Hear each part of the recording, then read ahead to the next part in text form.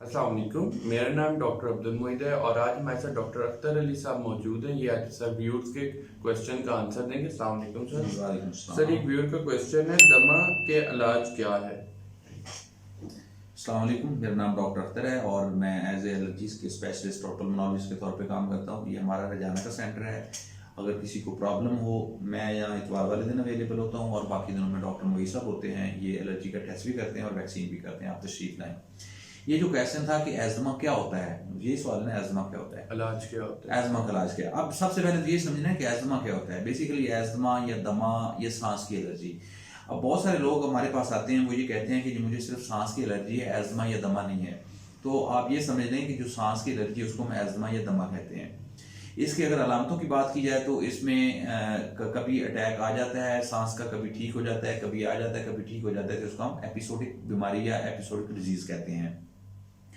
Investigations की बात की जाए तो इसमें एलर्जीज की वजह से भी होता है और दूसरा हम जो है वो स्पायरोमीट्री टेस्ट भी कर लेते हैं।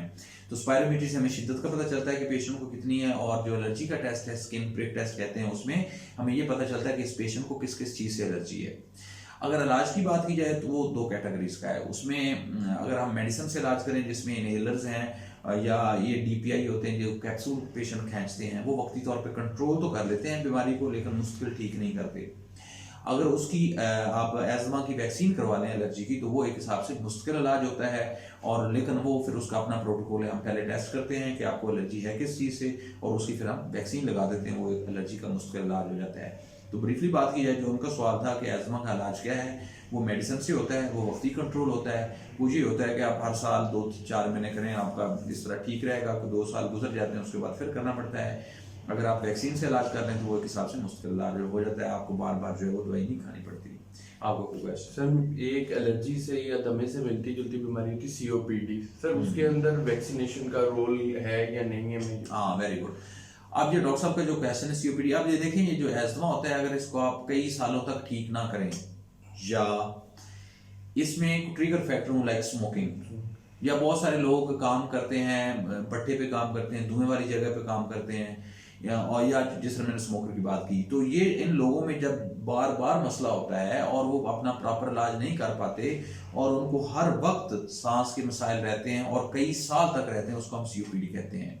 मतलब ये है कि उनकी जो एजमा है उसमें एपिसोड आते हैं, जो मैंने पहले बात की थी एजमा वाली वीडियो में, कि उसमें एपिसोड आ गया, ठीक हो गया, आ गया, ऐसे चलता है। लेकिन जो सीओपीडी होता है, इसमें होता है जिस तरह हम सीढ़ी ऊपर चढ़ते हैं, ऐसे उसकी जो सिम्टम या अलामतें वक्त के साथ बढ़ना शुरू हो जाती हैं। एक लेवल ऐसा आता है एजमा वालों में, मतलब पहले एजमा ही होता है, एक लेवल तक ये काबिल इलाज होता है। अब उसका प्रॉपर इलाज ना करें, जो हम मुख्तलिफ वीडियोस में बता रहे हैं कि क्या इलाज होता है, कई सालों तक इलाज ना करें, तो फिर वो क्या होता है कि स्टेप लेटर ऊपर, जब हर टाइम उसको मसला रहे, वक्त के साथ उसकी अलामतें बढ़ती जाए सांस और खांसी की, तो उसको हम सीओपीडी कहते हैं। अब सीओपीडी जो है उसका इलाज जो है वो वैक्सीन नहीं होता और उसका दवाइयों का भी इलाज नहीं होता।